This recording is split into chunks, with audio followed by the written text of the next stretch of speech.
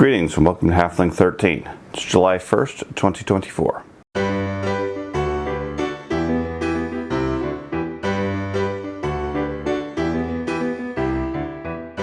Greetings and welcome to Halfling 13. It's July 1st, 2024, and this is the latest events and happenings along with our future plans. I wanted to give a shout out to my various other channels. If you're watching this one, you're watching this on Halfling 13 Viewport. This is our weekly-ish video blog of events, both past and future, for the various channel, giving a listing and summary of the different events, and a bit of a behind-the-scenes view into the channel and what we're doing at various times. No real gaming content, although we occasionally might talk about different rules and mechanics or reasons why some change was or was not taken. Our secondary channel is Halfling 13 Roleplay. That's where we post our live play videos for Pathfinder, Traveler currently, Warhammer Fantasy, and any other role-playing games we end up doing. We also post there occasionally our Cthulhu one-shots or other adventure one-shots that we do on occasion as a special event, or any other campaigns that end up getting going. That channel has content going back, 8 or 9 years. Tons of content, not very exciting, but if you're interested in live play role-playing, want to listen in on the story, or you find our group comically entertaining, feel free to check it out. Plenty of content there, can easily fill multiple days worth of viewing, and we're always looking for more viewers and a larger audience. The really big channel that we have, big I say sort of sarcastically given our current channel, is our Halfling Tabletop. That's where we do all of our wargaming, almost exclusively at this point Star Wars Legion. We're up to 85 battle reports, and there is a handful of miscellaneous ones, including I think a couple of episodes of X-Wing, an episode or two of Armada, and at least one episode of More Time. Anytime we do tabletop strategy war games, that's where it gets posted for anybody who has interest in that content. There is at least an audience slowly growing for Star Wars Legion, so if that's what brought you to the channel, then welcome. And again, like and subscribe to any of these channels to receive news on the ongoing content. And we hope to see your feedback along the channels. First off, we started off with our big Axis&Allies game that has been planned for several weeks, several months actually, with 9 players. We had a few scheduling problems and ended up finally managing to get the game scheduled for this week. Played on Friday and Saturday with the full group. Friday night we played from 6 p.m. to midnight, and then the following day we ended up playing from actually about noon. Well, we planned to start at noon. We ended up playing around 1. Ended up running until I think it was about 10:30, 11 o'clock or so at night before we pretty much had a finished result as far as the game. Everybody agreed what the results were going to be. As far as the game itself, myself, George, and Craig played the Axis. I played Germany, my son George played Japan, and Craig played Italy. And then the rest of the players split up the various major nations and minor nations for the Allies. The game started off very strongly for the Axis, for the fact that none of us had ever played the game except for 2. I played once when I was like 18, so years and years ago. And then one of our other players played quite a bit in his early 20s. None of us have played it any time recently. None of us had played this particular edition, so there was some learning along the lines. Most of us had never played at all. First turn took forever. 9 players going through. It basically took all of Friday night. So after 6 hours, we completed 1 turn, and I had a lot of concerns about it being able to finish the game on Saturday. When we came back on Saturday, got a little bit of a late start, but otherwise everything moved along fine. We ended up going through 4 additional turns before the end was pretty much predictable. The game started off very strongly with Japan, pretty much dominating the Pacific. Declared war on everybody, moved in, took almost all the terrain. Everything was running great in Japan. Italy, a little bit slow of a start due to the nature of where they're located. That was purely just based on the game. And then Germany, myself, completely dropped the ball. I not being familiar with it, I took some guesses as far as how much I needed to attack Paris and Normandy and some other locations. And in one case, I nearly lost the battle for Paris. I basically barely won with, I think, 1 artillery left. And on the other one, I completely overwhelmed it, had way too much, wiped them out in the first round, didn't need a fraction of what I had sent. That was a repeating pattern throughout the game, where every time I would engage something, I would completely dominate it, which is fine, but it took me a while before I figured out, okay, what's the actual right balance? By turn 3, things had really started to shift based on how the Allies were playing, and my failed attempt at taking out the fleet of the British with my airplanes, because their fighters scrambled and pretty much wiped out most of my air force due to lucky dice rolls. My whole offense against England was blunted, and I decided, okay, well, what I really need at that time is open a second front with Russia, which was a bad option. So Russia proceeded to steamroll me with all the infantry that they had built up, their tanks and so forth, and pretty much Germany was down to 1 or 2 turns left by the time we were on round 5. Simultaneously, over in the east, in the Pacific Theater, Japan was pretty much outmatched. They did very good expanding. Their air force was pretty much unstoppable, and everybody was really holding back. The problem they ran into is because Russia didn't end up moving their infantry away from the northern border by Mongolia, they just didn't have any infantry left. They had to dedicate, I think it was 12 infantry just to sit there on the border doing nothing. And they didn't have enough supply down further south to be able to hold and keep taking ground. So every time the British would fight back or the Chinese would fight back, they'd lose another infantry or two. And by turn 4, they just didn't have anything left. They had all their infantry gone, and although they had plenty of air power to be able to destroy things, they couldn't capture any terrain. So by turn 5, all our Axis territory was all shrinking in, and we all agreed, yeah, that was pretty much it. It was just going to be a slow slide at that point before Germany and Tokyo ended up falling. So we called the game around 11 o'clock or so. If you're not familiar with Axis&Allies, other than basic history, most of that probably won't make any sense, but gives you some context to the game. It was a very fun game. Everybody had a lot of fun doing it. We're planning on when our next game will be. But at this point, it'll probably be a while since we have so many other activities going on. The other thing that got posted on Friday was our Battle 85 for Star Wars Legion. This is the first of a series of 3 battles with Andy, giving him some basic training. Andy hasn't had a lot of time to play Legion, so he's lingering behind everybody else as far as his experience.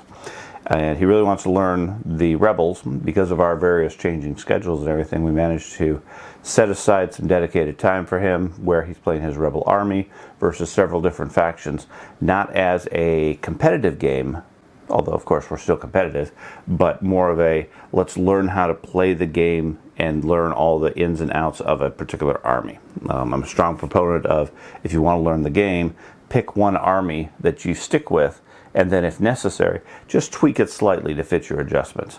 That way you can really learn the keywords, how things work, how things don't work, and how you can use the tactics to your advantage. Typically what we end up doing is every time we play, everybody comes with a completely new army list, and they're relearning all of that over and over. So with this series, we're having Andy play the same army each time against different factions, different missions, similar terrain. First one was Empire versus Rebels. Andy playing the Rebels, I was playing the Empire, and he did really good. It didn't end up... I'll say it came down to turn 6, which for the Rebels is good, for Andy is great. He steadily has been improving over each one of these matches. So 85 came out last week. If I get enough time, 86 will be available this week. We have everything recorded. It's really just a matter of getting the time to actually edit the videos. That's where my difficulty tends to come in these days, between work schedules, other activities, and just having way too much things going on. Just takes a while to get everything edited. So hopefully I'll get it done by Friday. If not, it'll be available the next week, and that'll give me some more buffer time on my schedule to get everything done. The other thing that happened this week was our Warhammer game. This is episode 5.11. So episode 11 of chapter 5. Which is the Horned Rat section of the Enemy Within campaign. The group has been taking a detour from the main campaign. After some various events, they managed to let Eric Carlsbad, a chaos cultist that had been embezzling money from the king, or the Graf, has funneled it into it for whatever use he had escaped from town because the group was a little slow catching up to him. So they followed him across the country to a town known as Commandant, where they then found that he had hidden himself in a old moat house south of town. The group had gone there, fought some of those mercenaries that he had hired, set several other ones free, and ended up finding him down in the depths of this moat house, doing chaos rituals and mutating and going completely corrupt at that point. Last session had ended with the start of the battle where the group really wasn't doing very good. In particular, Gebhard, the witch, had completely blown himself up with a poorly cast spell, and this was the conclusion of that fight and the conclusion of the rest of the results. The group did well. They suffered quite a few losses. There's at least one of them that has some significant chaos corruption themselves. Others managed to get themselves lost in the dark in the tunnels and get confused and various things like that. So I wouldn't say the threats that they were fighting were their biggest concern. Although those were dangerous, there was a lot of other environmental things that were really affecting them. So that slowed them down a bit. But by the end of the session, and again, our Warhammer sessions are only a few hours, but by the end of the session, they had finished that up, gotten out. The only loss they had was Gebhard. He had died effectively by the previous session, so the player's making a new character that will be introduced during the next game. But everybody else was okay, injured, and certainly a bit battered. The group opted not to rest at the moat house, even though it was getting late in the day. They wanted to walk back to town because of the fear and rumors of trolls in the area, that they didn't want to get attacked at night by trolls. So they opted instead to hop on the road and travel back to Commandant. So that's where we ended for that game, with the new character being introduced in the next session. We're also, after some discussion, going to be making some modifications to some of it. When you watch the video, if you watch the video, you'll notice we made some changes to how the base corruption rules work, where by default, when you have corruption points, it stacks up on your character, and once you go past your threshold, you start making willpower checks. I think it's willpower checks. If you get more corruption, you just keep making checks, and as long as you keep passing them, you just keep stacking up the willpower. But there's no inherent penalty for having higher levels of corruption, which means if you have a solid willpower or some decent luck, you might be well above your threshold with corruption points and not ever suffer any effects. That doesn't really mesh with the logic of the group. So what we've done, given our Rollmaster setting, we've imposed effectively a single success level or a -10 penalty for every point beyond the first above your threshold, which caused some angst for the elf player because he was already well above his threshold, so now he's probably going to fail the next one, which really is how it's supposed to be. You're not supposed to bank a whole lot of corruption and never suffer the effect. You're supposed to avoid corruption at all costs. So that caused some effect. Like I said, one of the characters got fairly heavily corrupted and has some lingering effects as a result of it. So it was fairly damaging from that standpoint rather than from the physical damage. So the other thing we're going to be introducing in the next game is an adjustment to the dooming category, or dooming talent. Right now, by default, only humans have doom as an automatic talent, which defines a fortune telling of how their character is going to die. Standard Warhammer mechanics is you make your character. If you're human, you define your doom, and then if you die by that prediction sometime in the game, you come back with a bonus on your experience. Okay, and our general game mechanic is that if you die, you come back in as a brand new beginning character. If you die due to your dooming, you get 50% of your prior experience, and if you retire, you get 100% of your experience. Okay. The problem we've run into is the group has adapted that if they're going to die, or their character is, quote, useless, then they start metagaming and arranging events such that they can die by their dooming, which isn't really the intent. It's not really supposed to be a benefit. It's supposed to be something you're trying to avoid, i.e. you've been told you're going to die in a car accident. Naturally, when you grow up, you're never going to get into a car, or you're going to avoid cars or be extra cautious around cars. So what we're doing is changing it somewhat. The power level of the group has gone quite a bit further beyond the original game. I think our calculation is around 2,000, 2,500 experience. 2,550 I think is our current experience level that we set. If your character dies through no fault of your own, etc., you come back in with 80%. Okay, so right now at 2,500, you come in at about 2,000 experience. Keeps you roughly on par with the most of the group. Gives you some skill, gives you some advancement, rather than a completely beginning level 1 character coming in on an advanced stage of the campaign where you're just going to get killed again. Helps out the characters. If you die due to your dooming, then you come back in with 50%. So there's a penalty to do it. You don't want to die to your dooming. To avoid the metagaming aspect of, well, if that's the case, then I'm going to make my dooming really specific so it never happens. I'm going to die by a car that's blue on a Monday morning where it's cloudy. That's a very specific but plausible situation. That's not really the intent either. It's supposed to be something that you're trying to avoid. So instead, what I've done with some research, I found several tables that have lengthy lists of fortune-telling type dooms that are semi-specific, semi-vague, that the next session we're going to go through that with every character. Everybody's going to get their own dooming, and that then defines what that means as far as their characters. So if they happen to die due to their situation, then they take a penalty. So they're trying to avoid that at all costs. And I think that'll work better as far as our group, plus allow everybody who does die to come back in with more on par with the group rather than a drawback. Okay, so we'll have to wait and see how that works. But certainly, if you're following that storyline, you'll see the details and see how everything works. It'll be nice.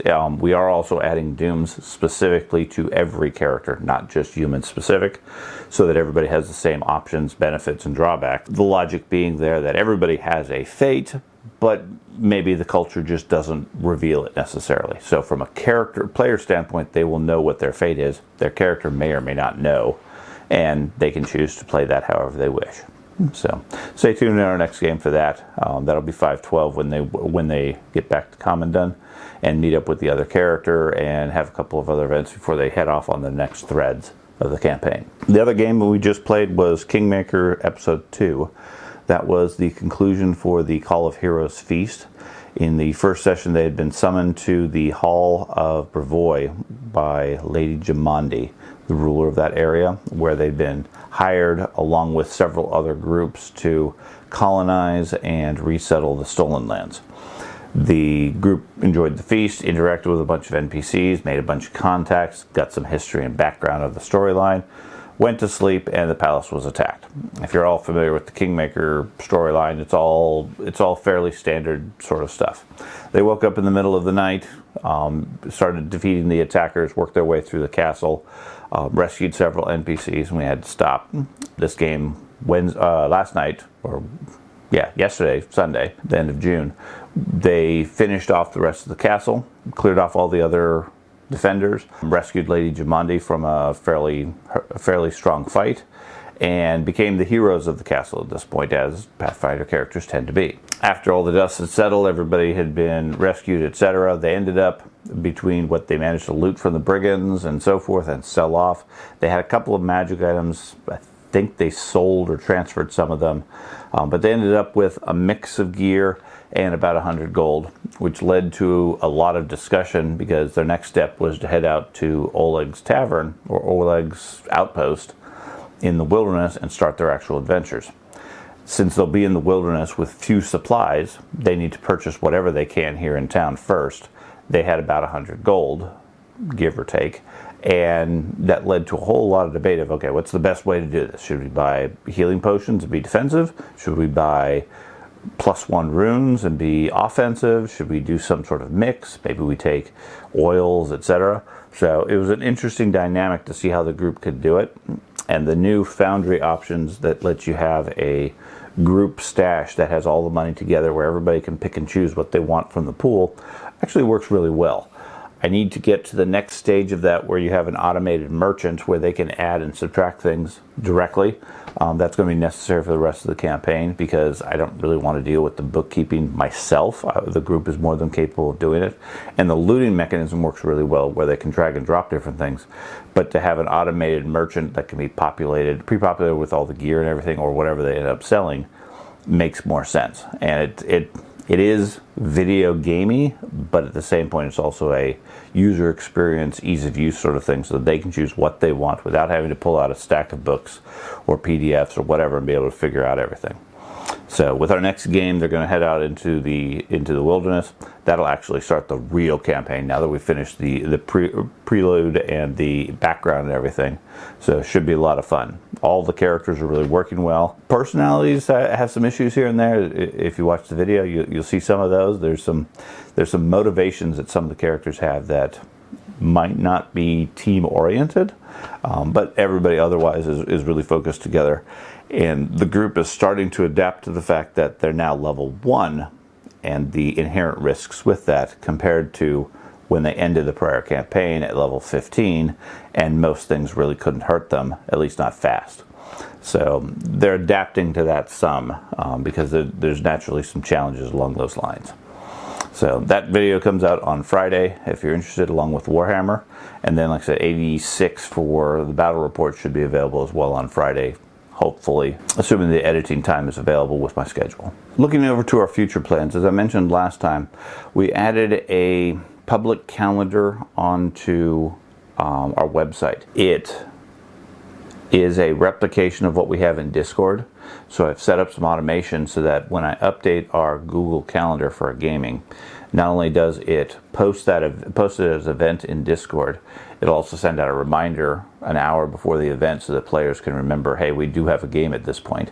If I cancel the game, change the game, etc., then I can update it. It'll update Discord automatically. One of the things I added recently was that calendar on our website so that if you want to see a monthly view, a future view, or agenda of what's coming up that week, you can easily do so. It's a publicly available calendar. Doesn't obviously give any personal details, but it does tell you when we're doing our recording sessions, when we're playing our various games, if you're interested.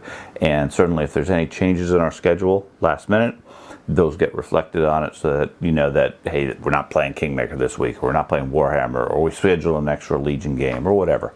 If you're curious, check it out. Join us on Discord if you're interested. You can see all those updates as well. Plus, you can join all the conversation, which is always good. The other pieces we have coming up next week on the 7th, I think it is. Yeah, 7th, this long weekend.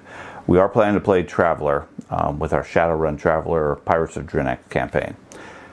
It's a bit tentative right now because one of our players has to go for a business trip over to Italy, which is a fairly long way, but we'll take him out of position to be able to play on Sunday. And our game is really geared around having the 6 adults really playing the game.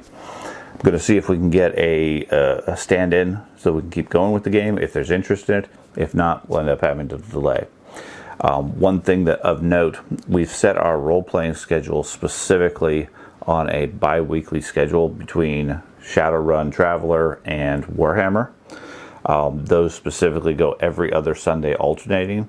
And I'm making a point that if there's a conflict, if a game's not available, etc., we're not going to juggle around the calendar. We're going to simply cancel the game because there's too many people's schedules getting affected otherwise. This way, everybody knows every 2 weeks we're playing, or we might cancel it, etc. So something like this Traveler event, we're not going to reschedule it necessarily. We just wait a couple of weeks. We'll continue from that point. So some of the sessions may be a little bit choppy for that. There is a possibility we may do that game earlier on the week, given that it's a U.S. holiday and a bit more free time. But more information to come later on this week. Again, check our calendar of events to see if anything happens along those lines. As far as the Traveler game themselves, the group is currently at the Torpal system on the outskirts, dealing with a stranded pirate and an alien infestation bug on the station that's there to eat stranded pirates, trying to escape from the bug that has infested the area. They've killed at least one and suspect there may be several, if not many more, between them and their ship at this point. and they're trying to figure out what the best way to get there as quickly as possible is. And so it'll be interesting to see whether they survive that or if they run into other problems. They've already started firing high caliber weapons inside of a compressed spacecraft, so the science is a bit wonky at this point. There's some inherent risk that everybody's sort of overlooking, but it'll be interesting to see how everything turns out on that. I already talked about Warhammer, so our next session for that is this Wednesday. That's where we'll introduce the new Fortune and Doom statuses, as well as figure out the new character and what the course of the group is. I expect they'll spend some time in Commandant and then potentially head out into the swamps or head back to Middenheim based on whatever their preferences are. But there's several threads that'll be introduced at that point to take the story in whatever direction they end up going. Hopefully sort of steering them back towards the main Horned Rat storyline, but we'll have to see how what the interest is. We try to keep the game specifically freeform. They can go anywhere and do anything. It just, there is that overarching story happening at the same time. Then the other thing I should probably touch on is our next really big event. We don't have any games currently scheduled, although there was talk and ask about doing another one-shot with Cthulhu around about Halloween time. However, before that, we have the big Gen Con 2024 convention coming up. So I've gone to it a few times. Several years ago, we took basically the entire group and went to Gen Con. Everybody had a lot of time and a lot of interest. This was pre-COVID days. At this point, not as much interest. Gen Con has gotten really expensive, especially with hotels. The Gen Con convention is actually the cheapest part, when hotels I think are $300 a night. That's not really affordable for most people. So instead what we do is, at least for myself and my kids, we tend to go on Sunday during family day.